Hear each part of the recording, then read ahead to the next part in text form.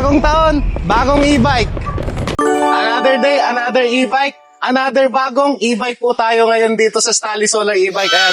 So nakikita nyo po dito sa aking tabi, meron po akong Monster e-bike dito. So ang pangalan po ng unit na to is Raptor po. Ayan, makikita nyo, malalaki po yung gulong nito, parang pang kotse na po. Yan.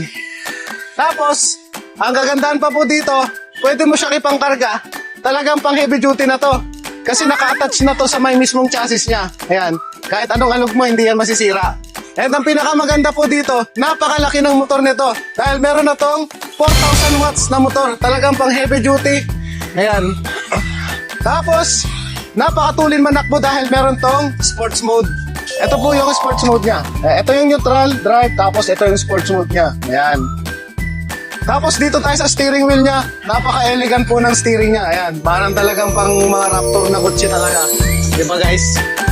Tapos, ang kagandahan pa po dito, meron pa po itong spare tire na malaki din. Parehas din sa mga tires niya. And meron na rin siyang free trapal, paikot, from side by side hanggang dito po sa likod. May trapal na po yan. Tapos, free delivery na rin po ito. Dito lang yan, sa Stali Solar e-bike.